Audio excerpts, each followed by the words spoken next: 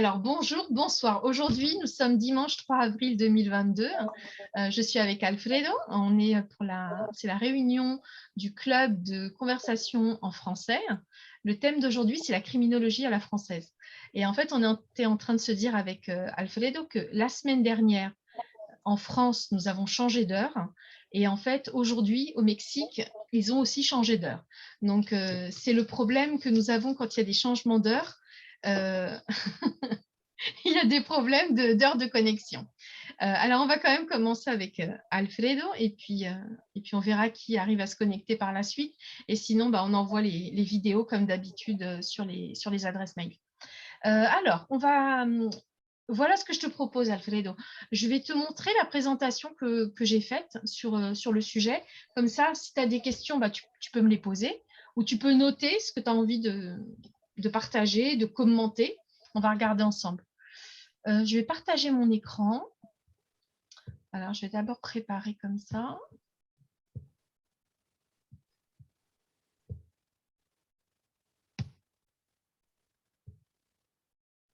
Voilà. Je vais faire plutôt en diaporama.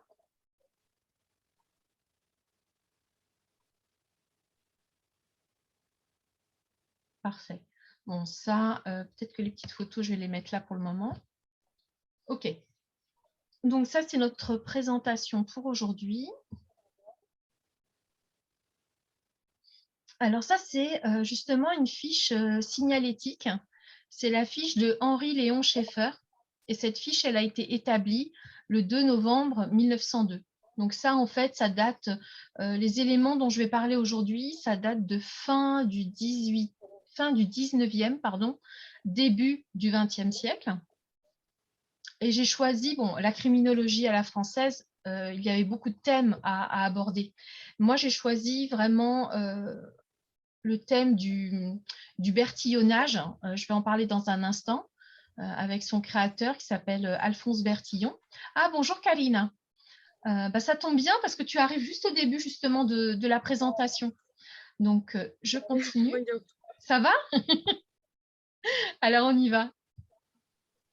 Oui, ça va bien. C'est que, désolée, je ne me suis rendu compte de l'heure. Ah, mais ne t'inquiète pas, Alfredo m'avait prévenu qu'il y avait un changement d'heure justement au Mexique et je ne savais pas si au Honduras vous avez changé d'heure ou pas. Donc, je m'attendais à ce Non, on ne qu'il... change pas. Ah, vous ne changez Non, on ne jamais change pas, mais, d'horaire? je travaillais, donc je ne me suis pas rendu compte. Ah, bah écoute, c'est normal, hein. C'est normal, hein. Des fois, on travaille et on se rend pas compte. Bonjour Yalit aussi. Alors, dans ce cas-là, alors je vais revenir juste un petit peu en arrière comme ça. Yalit, elle va voir les précédentes. Je venais juste de commencer. Donc, la criminologie à la française, c'est notre thème d'aujourd'hui. Bon, évidemment, moi, je ne suis pas criminologue, hein. Je ne suis pas professeur de droit ou je ne sais pas quoi. Moi, c'est juste un sujet pour qu'on puisse discuter ensemble. Et j'avais envie de partager avec vous un des apports en fait dans la criminologie par justement un Français qui a fait comment dire qui a créé un dispositif assez complet qui est assez intéressant. On va regarder ensemble justement. Alors donc ça, oui, j'expliquais avant votre arrivée, c'est une fiche signalétique. Avant en fait, il n'y avait pas de ce système-là. Cette fiche, elle date du 2 novembre 1902 et c'est la fiche de Henri Léon Schaeffer. Donc, les éléments là dont je vais parler, ça date vraiment de la fin du 18e et de la fin du 19e, pardon, et du début du 20e siècle.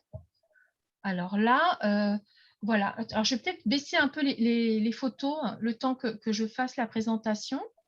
OK. Donc là, en fait, c'est pas moi hein, qui ai rédigé tout ça. Hein. Ce sont des choses que j'ai prises en fait sur Internet et j'ai rajouté parfois quelques petites notions. La criminologie, en fait, qu'est-ce que c'est? Alors, je vais lire la définition. C'est l'étude du phénomène criminel dans son ensemble, ce qui inclut la création des lois, la violation des lois et la réaction sociale et répressive face à cette violation. Donc ça, c'est la définition, on va dire, officielle. Elle fait intervenir plusieurs disciplines, le droit, la médecine, la psychologie, l'économie, la sociologie. Donc là, on voit que déjà, dès la fin du 18e, en fait, il y a vraiment eu une nouvelle ère, un âge précurseur de la criminologie. Là, j'ai mis quelques exemples parce que je ne pouvais pas tout mettre non plus, mais on a par exemple César Beccaria qui a beaucoup, je dirais, lutté. Il n'était pas du tout d'accord avec la peine de mort. Enfin, moi, j'ai lu un texte de lui que j'ai trouvé très bien, où il parlait justement de cette notion où un criminel qui a donné la mort, en fait, on va le condamner justement aussi à la mort. Enfin, j'ai pas envie de le dire mal parce que c'est dommage, lui, il a tellement bien écrit son texte. Si jamais je retrouve le texte, je vais vous l'envoyer. Mais c'est très intéressant, en fait, comme remarque. Lui, c'est un professionnel du droit. On a aussi Cesare Lombroso, hein. Donc, il est italien. Il a une théorie aussi concernant la criminologie. Et Gabriel Tarde, donc lui, il est français. Et lui aussi, il avait une théorie qui était différente par rapport à Cesare Lombroso. Donc, Cesare Lombroso, c'est un professeur de médecine légale et un criminologue italien. Donc, j'ai mis sa date de naissance et sa date de décès pour qu'on ait une idée. Et ça, c'est une idée en fait de la notion qu'il avait, du concept qu'il avait par rapport justement à cette théorie concernant la criminologie. Et lui, sa théorie, ça concernait justement l'hérédité. Alors là, j'ai mis la source. Normalement, je mets les sources, mais des fois, j'oublie de les mettre. Là, j'ai mis la source d'où j'ai pris ces textes. C'est pour ça qu'ils sont entre guillemets. Donc là, on voit Gabriel Tarde. Donc lui, c'est un psychologue et un sociologue français. Donc il est né en 1843, il est mort en 1904. Lui, sa théorie est différente par rapport à celle de Lombroso, puisque lui, sa théorie est concernant l'environnement. Alors, voilà ce qu'il dit. Alors, je vous le dis parce que comme ça, si ça vous fait réagir, si vous êtes d'accord, si vous n'êtes pas d'accord, n'hésitez pas à le noter. Comme ça, vous pouvez après m'en parler juste après. Alors, moi, j'ai juste pris deux paragraphes concernant ce qu'il disait. Donc, on a par exemple les causes des crimes sont à rechercher ailleurs dans les origines sociales et psychologiques des criminels. Donc là, c'est opposé à ce que dit Lombroso, qui est plus héréditaire, on va dire. L'une des preuves de Gabriel Tarde montre que les crimes sont relatifs à une époque et à un pays donné.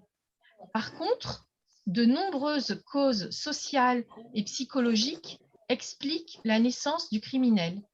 Ce dernier est souvent influencé par les difficultés économiques et les croyances de son milieu qui ne correspondent pas au modèle de référence invoqué par la société. Par conséquent, Gabriel Tarde considère que le crime et sa répression sont moins des questions juridiques que morales et sociales. Et là, il y a vraiment un article qui est très intéressant sur le sujet. Alors, j'avais aussi envie de vous parler d'un personnage qui est assez atypique.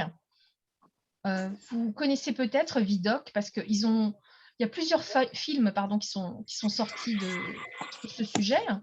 Donc, je me suis trompée, c'est Eugène François. Hein. Eugène François Vidocq. Il est né en 1775, il est mort en 1857. Il est enterré au cimetière du Père-Lachaise à Paris, pour ceux qui connaissent déjà ce...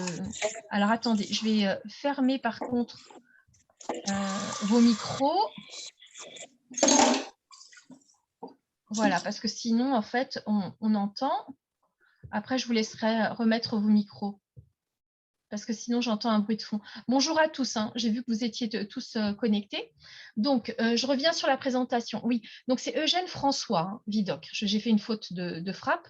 Donc, il est enterré au cimetière du Père-Lachaise à Paris.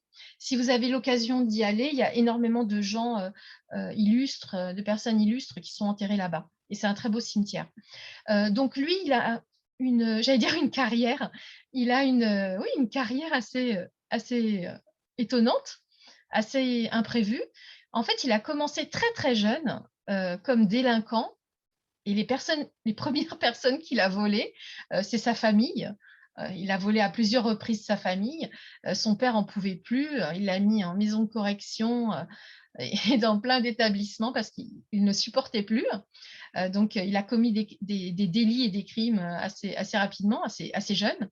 Il a fini au bagne. Donc, c'est en France, en fait, le bagne, on envoyait surtout les gens à Cayenne, en Guyane française, pas très loin d'où habite Ressus, justement.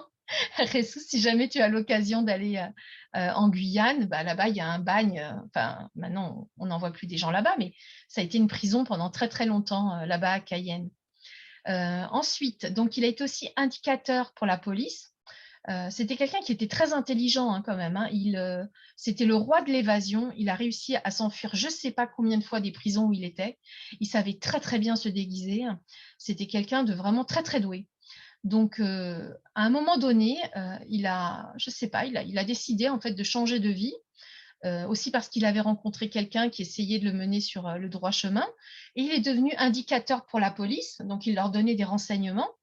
Et puis surtout, il connaissait très très bien ce milieu du banditisme, de la délinquance, tout ça. Donc en fait, c'est un très bon indicateur. Il est devenu policier ensuite, et après, il est devenu détective privé. Donc là, il y a une affiche justement où on voit Vidocq, le roi des voleurs, le roi des policiers.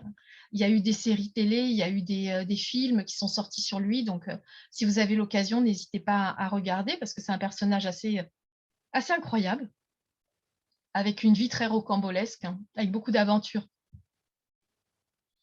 Une autre personne dont j'avais envie de vous parler, c'est Alphonse Bertillon, parce que en fait, le système qu'il a inventé, c'est un système qui a été utilisé partout dans le monde. Et j'étais en train de lire tout à l'heure, mais je n'ai pas fini de lire. J'ai vu que même, je crois que c'est en Argentine, ils ont arrêté quelqu'un avec ce système-là. Je ne sais plus en quelle année. Je vais vous envoyer l'article parce que malheureusement, je l'ai trouvé, mais trop tard pour le mettre dans la présentation. Mais peut-être que je l'ajouterai dans la présentation avant de vous envoyer la présentation. Donc, Alphonse Bertillon, donc là, c'est lui, en fait, sur cette fiche. Bon, ce n'est pas du tout un criminel, hein, c'est parce qu'il a testé son système. Donc, Alphonse Bertillon, il est né en 1853, il est mort en 1914. Lui aussi, il est enterré au cimetière du Père-Lachaise. Donc, pareil, hein, si vous allez à Paris, vous pouvez visiter. C'est le chef du service de l'identité judiciaire à Paris. C'est aussi un criminologue français et c'est surtout, on va dire, là, ce qui nous intéresse, le créateur de l'anthropométrie judiciaire. Là, c'est un texte de Wikipédia, hein, c'est pas moi qui l'ai écrit, hein. Mais c'est vrai que c'était pour que vous ayez un petit support après. Hein. Alors, on voit mal la photo parce qu'évidemment, je l'ai grossie, mais c'est justement à ça que ressemblait une fiche anthropométrique. Donc, ce système, on appelait ça le bertillonnage, hein, du nom justement de Bertillon. Ça a été créé en 1879. Donc, c'est un dispositif complet hein, d'identification judiciaire où il y a non seulement le nom des gens, mais il y a des mesures. Justement, là, j'ai mis un petit peu ce qu'on y mettait. Donc, on voit qu'il y avait le système avec la photo face-profil. Ça vient de là, en fait. Les empreintes digitales qu'on prenait systématiquement aux personnes. C'est parce qu'en plus, Bertillon, on avait assez des récidivistes. Donc, il voulait vraiment instaurer un système qui permette de retrouver justement non seulement les récidivistes, mais de répertorier en fait tous les délinquants et les criminels pour qu'ils puissent être arrêtés plus facilement.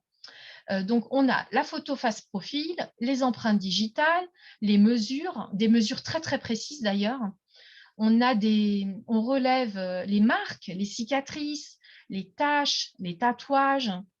Il y a aussi figer les scènes de crime, ça veut dire qu'il y a un système de photographie métrique.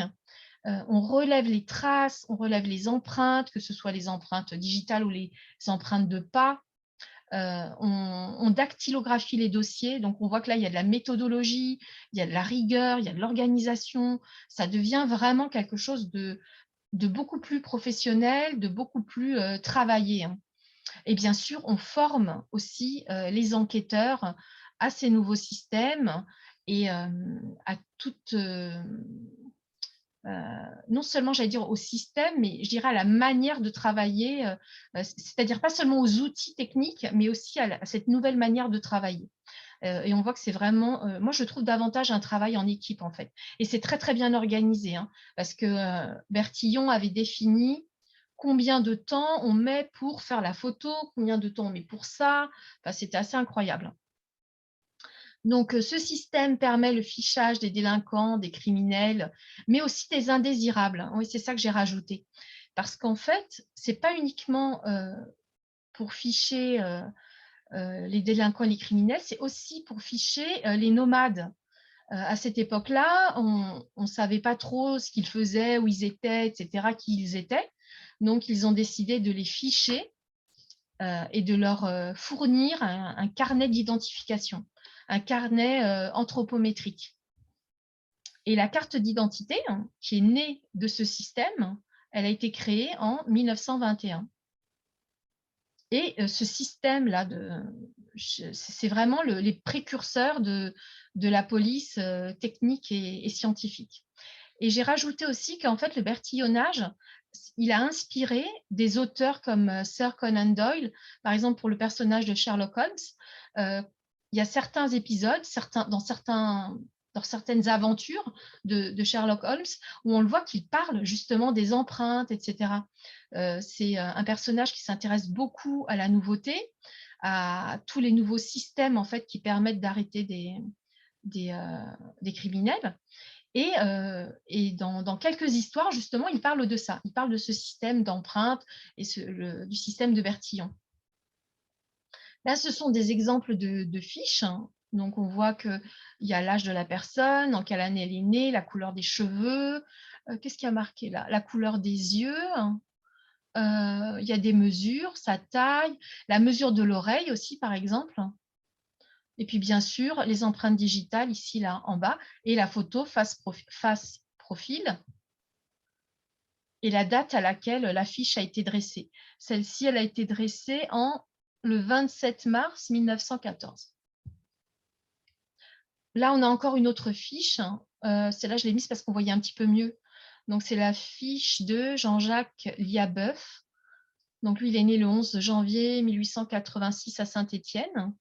On a les éléments en fait le concernant. Donc là, ce monsieur, il est décédé. Il a été exécuté le 1er juillet 1910. Donc, ça devait être un criminel et il a dû être condamné à mort et il a été exécuté le 1er juillet 1910. Donc là, on retrouve les empreintes digitales ici. On retrouve ici photo face profil. Et en fait, derrière, il y avait les mesures. Là, on ne le voit pas sur cette fiche-là. Pareil, photo face profil des tatouages. Là, c'était tout le système de mesure. On ne voit pas très bien parce que la photo, elle est agrandie, elle n'est pas de super qualité, mais on voit bien que c'était très, très précis. On mesure le crâne, la longueur des bras, celle des pieds, de tout en fait. Là, on voit le laboratoire justement à cette époque-là. On voit la mesure du crâne ici. Là, on voit toutes les étapes en fait des mesures aussi. Là, c'est le fameux appareil en fait qui permettait de figer la scène de crime, entre autres, et qui permettait de faire une prise de vue du haut vers le bas, donc de voir exactement comment, vu de haut, on voyait la scène de crime. C'était vraiment très, très perfectionné. Et d'ailleurs, Bertillon a participé à l'élaboration de matériel spécial pour la criminologie.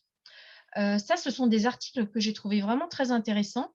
Et là, je vais rajouter le fameux article dont je vous ai parlé concernant l'affaire en Argentine. Et là, parce qu'en fait, il y a eu vraiment une très bonne collaboration entre les services français et les services internationaux. Grâce à ce système-là, on pouvait vraiment répertorier les criminels. C'était beaucoup plus facile d'agir et de coopérer. Ça, ce sont des vidéos que j'ai trouvées très intéressantes. Il y en a certaines que j'ai mises sur Facebook ces jours-ci, mais je ne les ai pas toutes mises non plus pour pas que ce soit pénible. Et là, c'est une autre série de vidéos aussi que j'ai mises. Là, vous allez voir la dernière vidéo, là, la série télé, Les Brigades du Tigre. Là, je n'en ai pas parlé dans la présentation, mais à cette époque-là, la criminalité était vraiment très développée.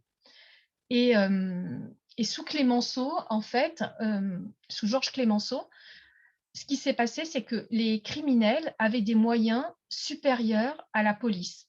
À l'époque, c'était surtout une police municipale de la ville. Ce n'était pas une police nationale comme on a maintenant. Et elle n'avait pas de moyens. Ils étaient soit à vélo ou soit à cheval.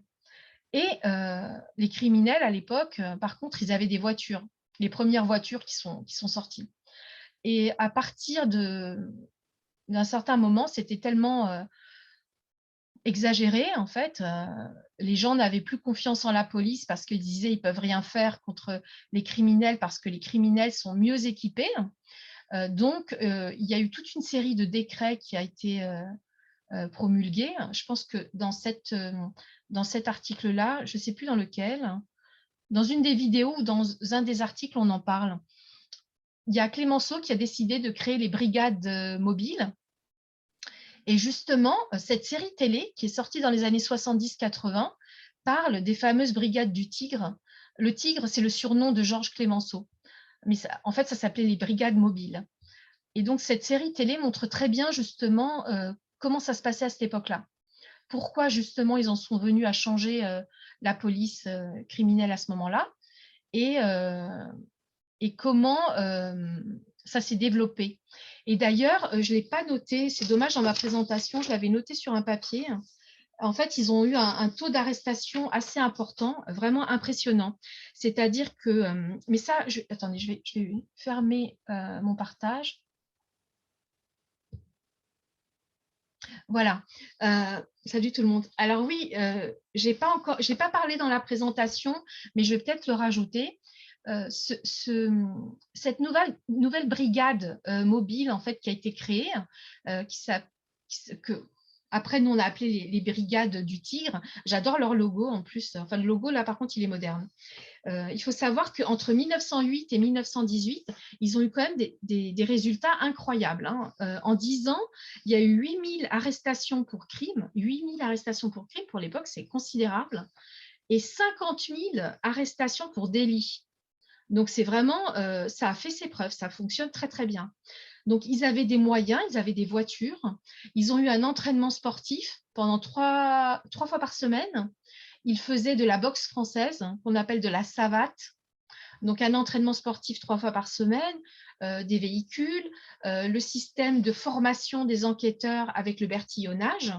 Donc, je dirais qu'ils étaient vraiment au point là. C'était vraiment des policiers entraînés. Hein. Et c'était des gens qui étaient souvent choisis comme étant célibataires parce qu'ils étaient très impliqués dans leur travail. Et là, ça me rappelle les policiers américains quand on regarde les films. On se dit, mais ils ne rentrent pas chez eux, ils n'ont pas une vie de famille. Ils mangent quand est-ce qu'ils rentrent en fait? Eh bien, en fait, les brigades du Tigre, par contre, c'était vraiment comme ça. C'est-à-dire que quand ils étaient en mission, ça pouvait durer des semaines et vraiment, il n'y avait pas de vie de famille pendant ce moment-là, en fait. Hein. C'est une vie assez spéciale quand même. Hein. Donc ça, c'est ce que j'avais envie de partager avec vous. Et c'est vraiment à l'origine de la police technique et scientifique en fait actuelle. Hein. Donc c'est assez incroyable. Et d'ailleurs, sur le logo, il faudrait que je le mette dans la présentation, sur le logo de la police actuelle, en fait, on voit à la fois la tête d'un tigre hein, pour les brigades du Tigre et à la fois le profil de Georges Clémenceau parce que c'est lui en fait qui a créé les brigades du Tigre. Donc ça, je vous le rajouterai. Et si vous avez envie de regarder la série, eh bien vous avez, je ne sais pas combien d'épisodes à regarder si vous en avez envie. Donc ça, c'est ce que j'avais envie de partager avec vous aujourd'hui. Ça, je me le garde parce qu'il faut que je pense à vous rajouter certains éléments. Et alors, attendez, je voulais juste regarder si j'avais bien gardé l'article concernant l'Argentine. Ah, c'est là. Alors, attendez. Celui-ci, je vais le mettre dans le chat. C'est pour moi, c'est pour ne pas oublier, pour que je puisse vous en parler, pour que je puisse vous le rajouter dans la présentation.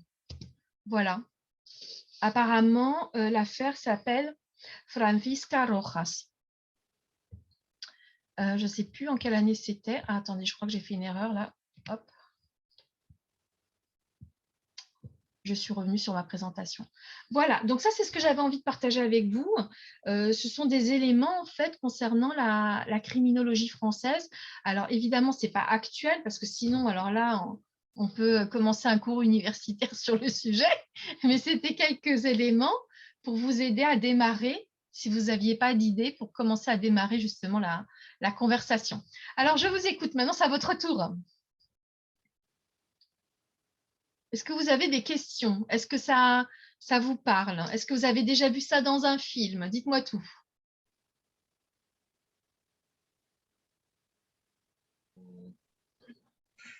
Et non, pas du tout. Mais je ne sais pas comment sera la criminalité. Aujourd'hui, je ne suis pas d'accord avec quelque chose parce que on a monsieur dit l'investigation que c'est la criminalité, c'est parce que c'est pour question économique. Parce que j'ai visité pays, par exemple, au Costa Rica. C'est un pays, bon, c'est l'économique d'Amérique latine. C'est connu comme ça la main du Mexique, peut-être le sud du Mexique. C'est un pays touristique.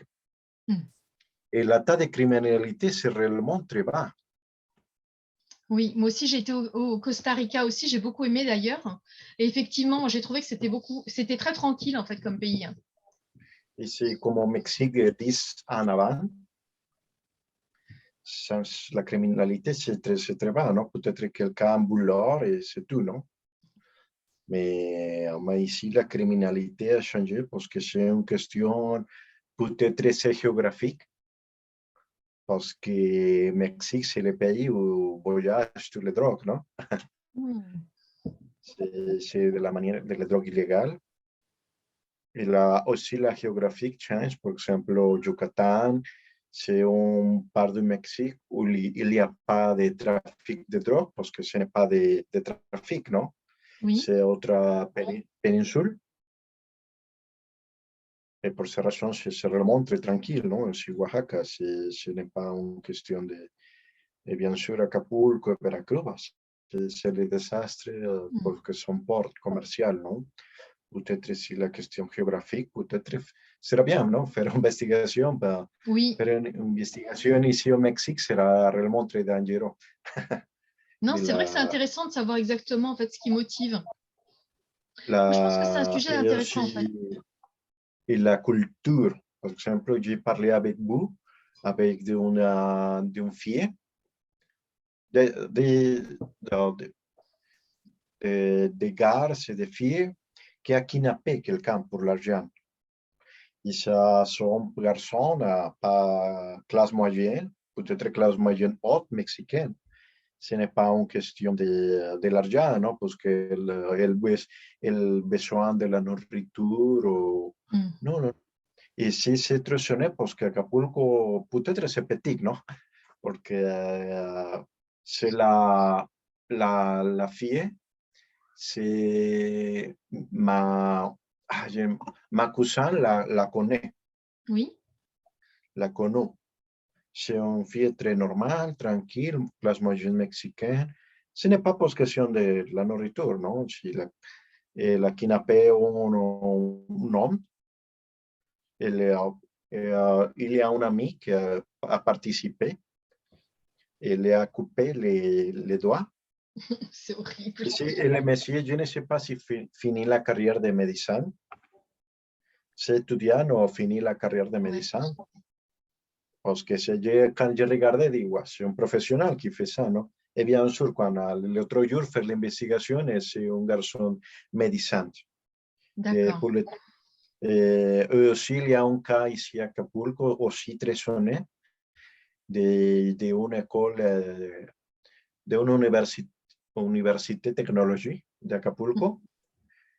C'est très bien, c'est 10 ans avant, c'est très bien. Son étudiant, qu'il a kidnappé ses compagnons.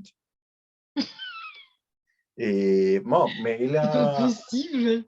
mais il a mort ses compagnons, je peux imaginer. Peut-être kidnapper ces personnes que je n'ai pas compris, peut-être, non?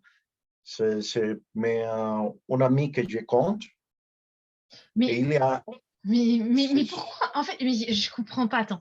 Les gens, quand c'est pas par nécessité, quand c'est pas parce qu'ils ont besoin. Bon, déjà, je comprends pas le principe, hein, mais pour quelle raison on kidnappe quelqu'un quand on n'a pas besoin d'argent, en fait. Ah, c'est pour l'argent. Oui, C'est oui, pour oui. l'argent. Ah, Oui, c'est pas c'est par pour l'argent. nécessité, c'est pas pour manger ni rien, mais Non, c'est non, parce non. qu'on veut de Parce l'argent. que, oui, parce que j'ai lu qui dit non, non, non, c'est la pauvreté, c'est pour la question. Je comprends Non, ce que tu veux dire, d'accord. il a l'argent, Oui, c'est oui. professionnel. Quand il finit la carrière, bien, peut-être on trouve un travail, non? C'est bon. Un médecin, bien sûr, la femme aussi, la fille, ben, je dis non. Et aussi, un garçon qui est médecin ici, c'est Boulor. Mais alors Ce là, n'est pas, oui, pour cette raison, incroyable. je dis qu'il y a une question culturelle. Je Parce que comprends. aussi les narcos, et aussi si on regarde l'histoire des narcos, les sont ingénieurs, médecins, ce n'est pas une question de messieurs pauvres. Je crois que c'est autre question, la géographie du Mexique, que c'est Ouais. le trafic de drogue, non? Parce que beaucoup de messieurs sont ingénieurs, médecins, c'est une très bonne position économique.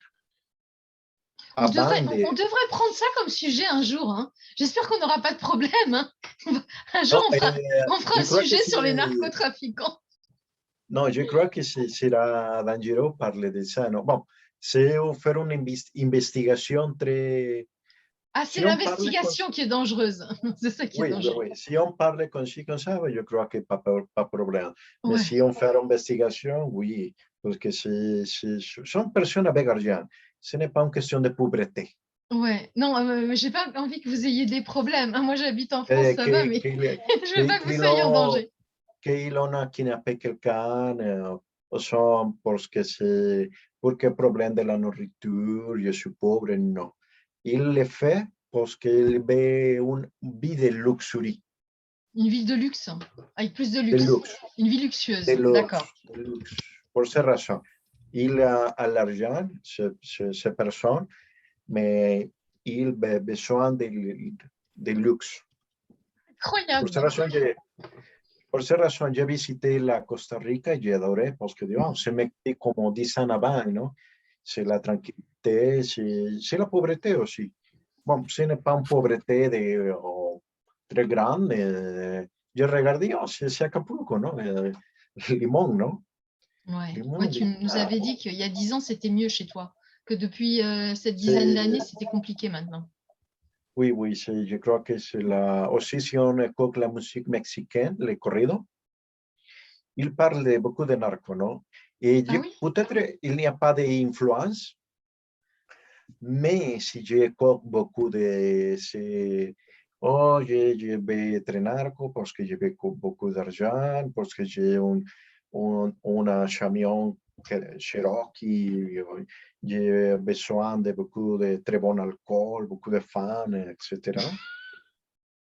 Oui, je crois que c'est une question culturelle aussi. Et bien sûr, la géographie mexicaine, non? Parce que c'est les États-Unis, non?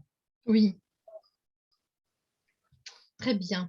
Est-ce que vous avez des questions à lui poser ou à me poser?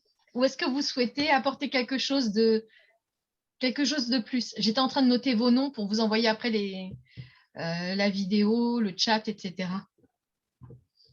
Oui, Bon, Alfredo, tu as parlé beaucoup de la criminalité à Mexico et vous, tu as dit l'autre jour que vous êtes obligé à abandonner les pays, non? Pour les gouvernements et toutes les personnes, ou seulement, je ne sais pas, quelqu'un de personnes. Et seulement quelqu'un. Il y a beaucoup d'immigration, bien sûr, spécialement. Bon, je parlerai de la situation de Guerrero. Je crois que c'est une situation de tous les pays. Mais c'est une question géographique, parce qu'il y a part du Mexique qui sont réellement très tranquilles.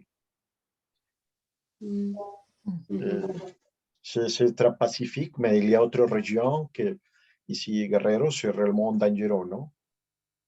Et les cas que tu as parlé maintenant,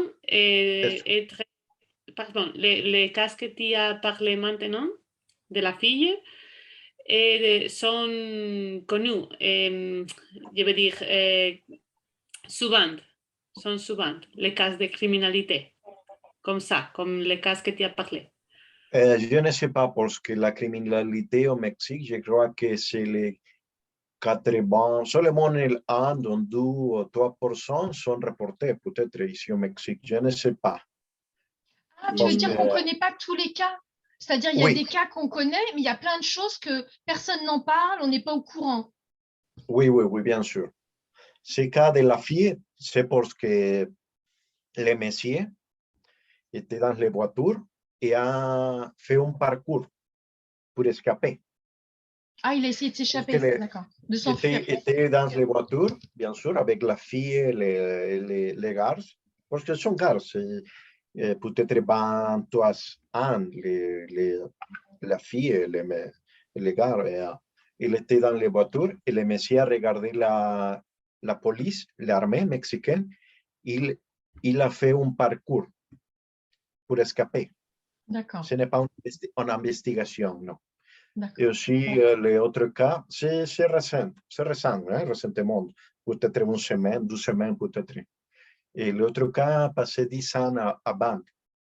Son monsieur, garçon de l'université de la technologie ici d'Acapulco.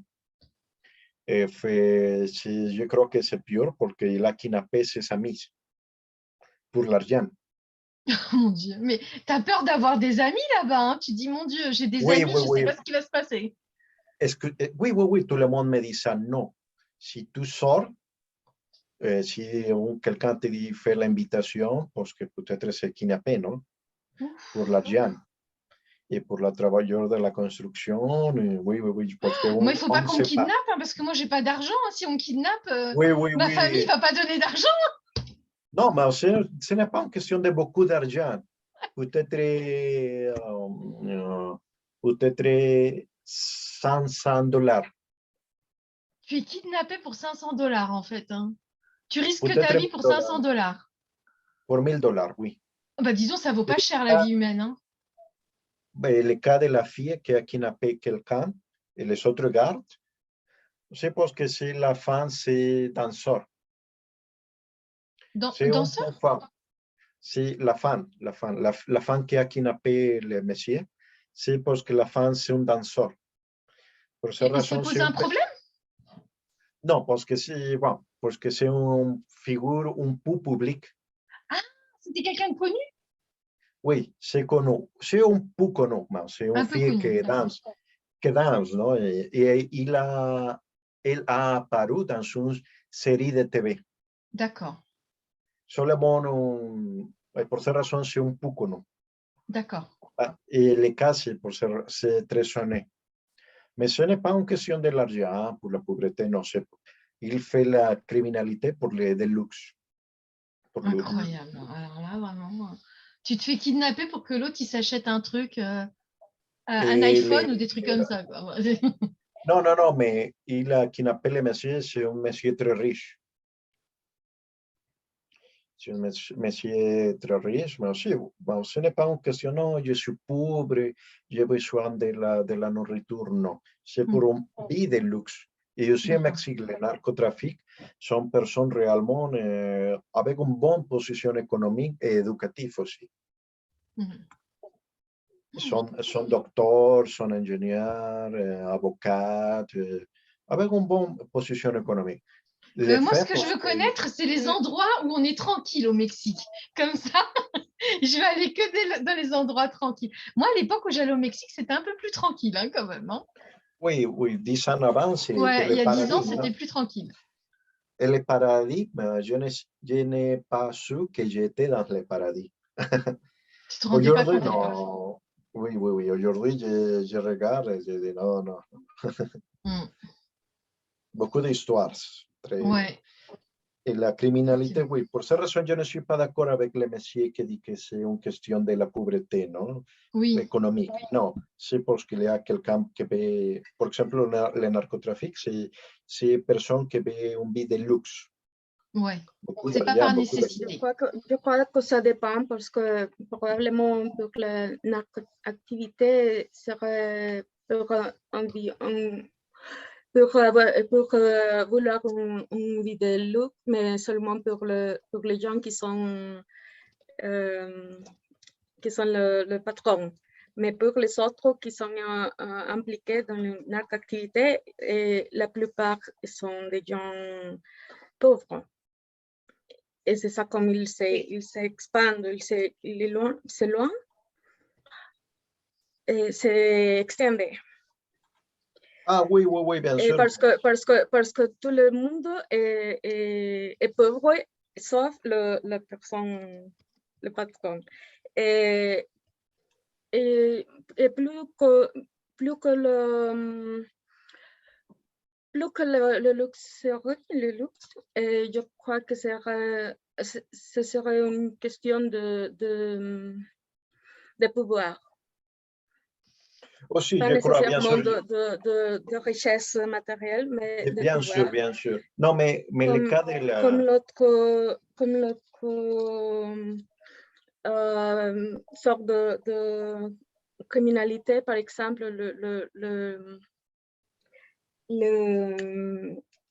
les criminels sexuels, ils disent aussi qu'il s'agit de pouvoir, pas nécessairement de sexe, mais de pouvoir, de supériorité sur l'autre personne. Mais je dis, par exemple, il y a beaucoup de cas que ce n'est pas une question de criminalité organisée. Bien sûr, c'est une petite organisation, par exemple, pour kidnapper quelqu'un. Le narcotrafic, c'est autre chose. Mais je crois que la culture, c'est a contaminé la mentalité de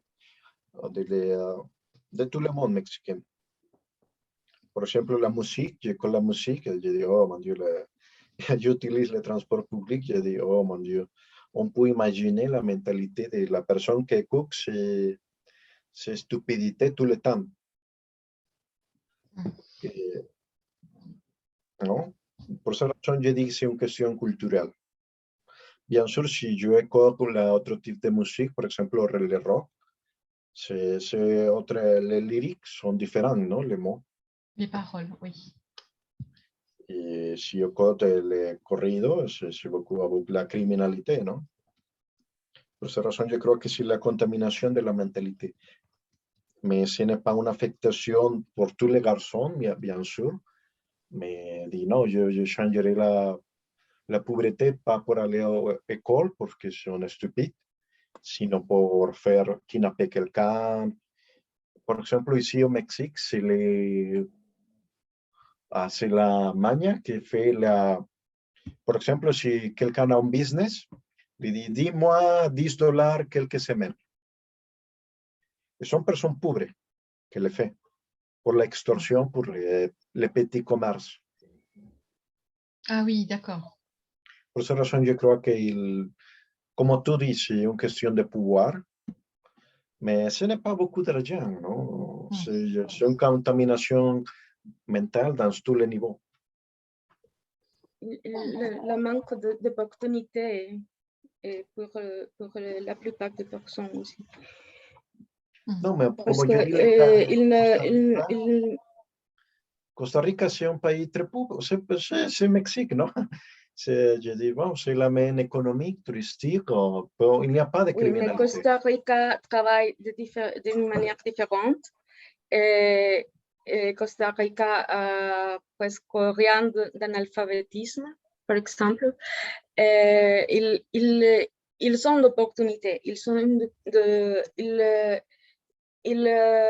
sûrs qu'ils vont faire quelque chose dans la vie, pour dire quelque chose. Mais pour beaucoup de gens dans l'Amérique latine, ce n'est pas le cas.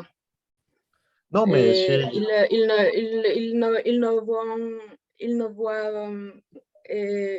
ne voient que des criminels autour. Et c'est comme presque la seule solution qu'ils peuvent voir pour résoudre ces problèmes. non, mais par exemple, il y a part de Mexique et il n'y a pas de criminalité. C'est une criminalité très basse. Pour cette raison, je dis que c'est une question culturelle et géographique aussi. Par exemple, Yucatán, c'est réellement très tranquille, c'est le même pays, c'est le Mexique. Oaxaca, pour cette raison, ce n'est pas une question de dire non parce que je n'ai pas l'opportunité. Pour cette raison, j'utilise l'exemple Les narcos sont personnes réellement avec une bonne éducation universitaire, avec opportunité. Et Oui. aussi les personnes qui kidnappent quelqu'un, c'est une personne avec une éducation. Ce n'est pas un besoin de nourriture. Non, c'est une question économique très bonne. Il besoin de luxe. Mais dans le cas, il y a cas qui sont forcés. Comme tu as dit, médecins, ingénieurs, ils sont forcés par les narcos et travailler Non, pour mais eux. Il y a non, mais des ils sont les cas chefs. Ils sont les chefs. Ils sont les chefs des cartels. Par exemple, si tu regardes les chefs des cartels, sont personnes avocats, médecins, ingénieurs, sont personnes, les chefs du cartel, sont personnes riches. C'est une question culturelle. Il y a beaucoup de cas, il y a beaucoup de cas de personnes professionnelles qui sont forcées pour travailler pour les narcos, pour faire par exemple, personnes qui travaillent ou qui étudient la chimie, chimique, Oui, la chimie. ou d'ingénieurs, médecins, ils sont forcés. Et oui, c'est une question culturelle, c'est géographique, mais il y a beaucoup ce n'est pas justement ça. Je crois que c'est vrai aussi que la pauvreté, et les chansons qui Alfredo parle, il y a beaucoup de chansons qui parlent et qui disent j'étais pauvre et maintenant j'ai beaucoup d'argent et des fins et j'ai des armes. Oui, c'est une mentalité, mais aussi, comme Karine avait dit, c'est aussi la pauvreté ou les lacs, comme ça se dit, il n'y a pas beaucoup d'opportunités pour les personnes qui sont Non, mais pauvres. Et au Mexique, peut-être on le voit comme personne qui avait l'opportunité d'étudier, de sortir de sa situation. Je ne considère pas que j'avais grandi dans une pauvreté, mais aussi que je ne suis pas riche. Mais c'est vrai qu'il y a beaucoup par exemple, les narcos, et de temps en temps, ils forcent les gens, les garçons à travailler pour eux. Et les gens, c'est normalement personne qui avait grandi dans la pauvreté. Il y a beaucoup ce n'est pas une seule raison, il y a beaucoup de situations qui causent ou qui raison parce que les personnes est dans ce type de groupe criminel. Oui, je crois que c'est un multifactoriel, je ne sais pas si ça se dit comme ça, mais il y a beaucoup de facteurs qui, oui, pour que la personne travaille, sont de temps en temps forcés de travailler, parce qu'il y a beaucoup de cas que les narcos forcent certaines personnes pour travailler. Il y a, par exemple, dans le nord du pays, où la criminalité est trop grande. Et j'avais écouté, et c'est le cas des jeunes médecins qui fait des pratiques, et les narcos forcent ce type de médecins pour travailler avec eux. Alors, il y a beaucoup de facteurs qui ont fait ça. Oui, je pense que, par exemple, ce que Alfredo a dit, c'est que pour moi, ce type de criminalité, ce type d'organisé, pardon, de criminalité organisée, c'est comme une pyramide. Et Alfredo parle seulement comme les personnes dessous, de arriba, mais toute la base, toute la base a des conditions différentes. Je ne sais pas comment le nom de la personne qui a parlé avant moi. Fernanda. Fernanda, ok. Donc, toute la base a des conditions différentes et je pense que la plupart de ces bases, c'est forcé, comme elle a dit. Forcé, ah, je ne suis pas d'accord. Ils ne pas forcément. Et normalement, sont membres de l'armée. Bon, ex-armée ou ex-policier. Les groupes plus bas. Et il y a un niveau. Par exemple, les militaires et les narcos qui a travaillé, bon, qui a travaillé dans les armées et dans la police sont les soldats.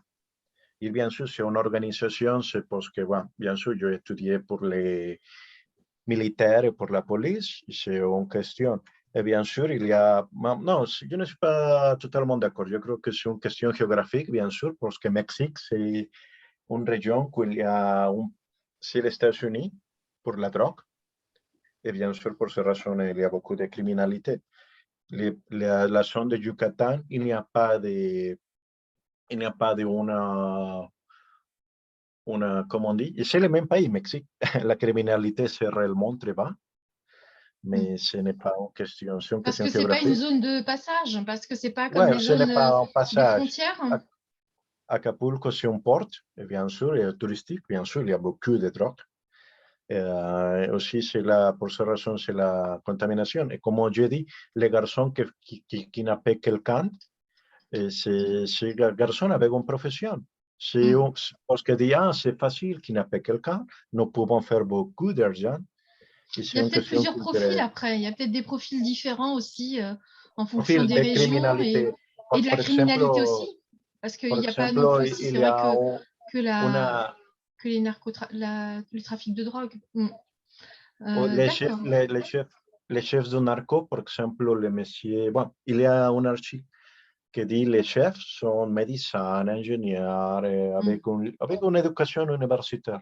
Ouais. Qu'elle peut faire l'argent sans faire quelque chose. Hein, c'est une vie de luxe. Et aussi en question culturelle, parce que je crois que c'est la... Par exemple, il dit qu'il n'y a pas d'opportunité. Mais dans la pandémie, j'ai entré dans une université. On peut regarder aussi les narcos dans l'université, hein, bien sûr. J'ai entré dans une université, j'ai regardé la mentalité du garçon et je me dis, oh mon Dieu, c'est par exemple c'est les histoires. Non, on doit écrire une histoire. Ici, histoire de narco. Et aussi la mentalité de ne pas étudier. Il n'y a pas espoir. Ça a l'air de beaucoup, comment dire, d'être très présent en fait dans la vie. C'est très présent dans la vie quotidienne.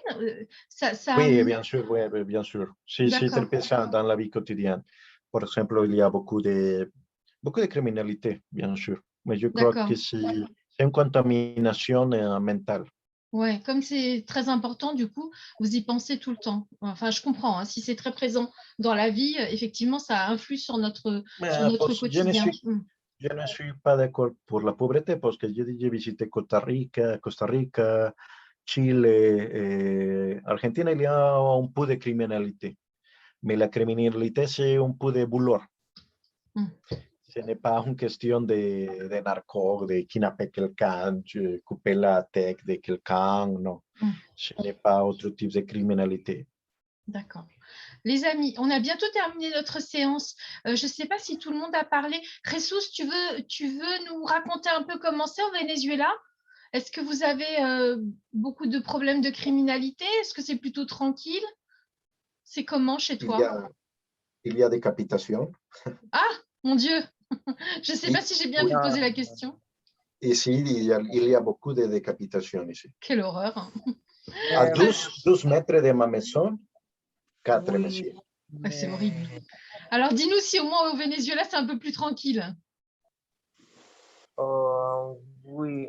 Oui. Pardon.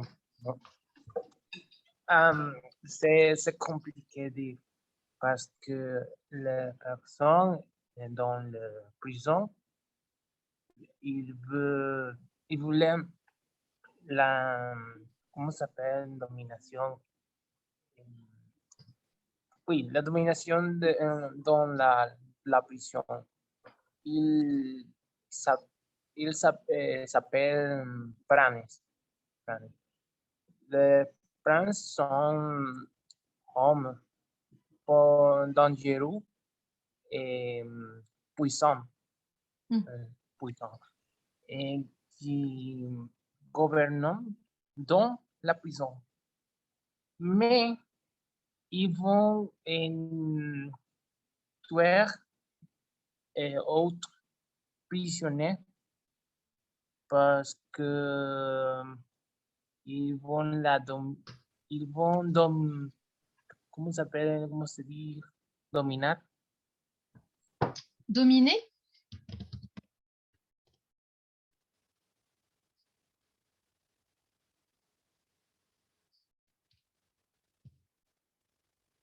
J'ai perdu Jesus. Si jamais on écoute notre vidéo, les gens ils vont plus vouloir partir en Amérique latine. Hein. On va avoir les offices du tourisme qui vont nous contacter, qui vont dire mais qu'est-ce que c'est que ça? Non, mais je crois que pour le Yucatan, les gens ils vont aller au Yucatan, mais c'est tout. Ils vont pas aller au Honduras, ils vont pas aller au Venezuela, ils vont pas aller au Oui, c'est la folie. C'est la folie, vraiment. Alors, excuse-moi, Jesus, on t'a perdu pendant un petit moment. Ça y est, on t'entend, je crois. Comment? Attends, il faut que je prenne mes écouteurs, je crois. Attends, excuse-moi. Non, on l'a perdu. Ah, d'accord, parce que je croyais que c'était moi et j'étais en train de chercher mes écouteurs. Mais je crois que je ne les ai pas à côté de moi. Parce que des fois, je n'entends pas bien. D'accord. De toute façon, on a pratiquement fini notre séance aujourd'hui. Est-ce que tout le monde a pu parler un petit peu? Est-ce que tout le monde a pu se poser des questions? Est-ce que vous avez des questions supplémentaires? Non, mais peut-être le commentaire final, c'est peut-être comment on dit, la familiarisation de la criminalité. Ici, c'est normal, non? Oui, tu m'avais dit que chez toi, maintenant, c'était devenu normal. Alors que quand il y a 10 ans, à Acapulco, c'était pas comme ça, c'était tranquille. Et maintenant, quand tu es revenu, la criminalité, c'était normal. C'est ça qui m'a choquée, moi aussi, quand tu m'as dit ça. Parce que moi, je connaissais bien le Mexique il y a longtemps, il y a une dizaine d'années. Et c'était plus tranquille, hein, quand même. Hein. Là, maintenant, ça a l'air d'être un peu plus chaud. Hein. Je ne sais pas. Ça dépend. Il y a des régions vraiment très tranquilles. Par exemple, Yucatan, c'est pacifique. Je ne sais pas Oaxaca. Je crois que Oaxaca, dans les côtes de Oaxaca, c'est le paradis. Maintenant, ah, bon, bah écoute, on va noter Yucatan et Oaxaca. En tout cas, il faut y aller là-bas en priorité, hein, avant d'aller dans les autres endroits. Sinon, et faire attention, hein, si on ne connaît pas très bien les gens, si ce sont des amis qui n'en profitent pas pour nous kidnapper, on ne sait jamais. Oh mon Dieu, l'image qu'on va donner, ça va être terrible. Eva, je ne sais plus si tu as eu l'occasion de poser des questions, je crois, à Alfredo. Hein. Je crois que oui. Ouais, je crois que tout le monde a pu parler. Yarit, elle est sortie, elle a dû avoir un problème de connexion. Je vais vous envoyer la vidéo comme d'habitude. Je voulais vous dire le thème de la prochaine fois. On reste dans ce thème de criminologie là, pendant tout le mois. La semaine prochaine, je vous parlerai d'escrocs français. Escroc, c'est estafador. Je vous parlerai d'escrocs français qui sont connus. Je ne sais pas encore lesquels, mais je vais réfléchir d'ici là. Comme d'habitude, je vous envoie la vidéo, le chat et la présentation. La présentation, je vais ajouter des petites choses. Et est-ce que vous croyez que c'est une vidéo qu'on peut mettre publique ou est-ce que vous risquez d'avoir des problèmes là dans vos pays hein? Parce que je n'ai pas envie que vous fassiez kidnapper. Hein. Si la semaine prochaine, vous n'êtes pas là, moi, je vais paniquer. Non, je crois qu'il n'y a pas de problème parce que c'est seulement faire une investigation, dire les noms de quelqu'un. Non, ça, on ne va pas donner de nom. On va rester comme ça, très tranquille, hein, on ne sait jamais. Sinon, ça va être trop compliqué. Hein. Parfait. Bon, bah écoutez, on fait comme ça. Donc, la vidéo... Personne viendra la semaine prochaine. Imagine si la semaine prochaine, Alfredo, il n'est pas là. Oh mon Dieu. On faudrait qu'on fasse attention à ce qu'on dit. En fait, on a tellement l'habitude d'avoir des vidéos privées où on est là, on se lâche, on dit tout ce qu'on a envie, que quand il faut mettre les vidéos en public, on dit « Ah mon Dieu, est-ce qu'on peut ou est-ce qu'on peut pas ?» Est-ce qu'on risque quelque chose? Est-ce que c'est politiquement correct? Tout ça, quoi. Impeccable. Bon, on va prendre le risque, hein, on verra qui sera pas là la semaine prochaine. Bon, en tout cas, moi, je vous embrasse. Et puis, je vous dis à la semaine prochaine. Donc, la semaine prochaine, c'est les escrocs, los estafadores.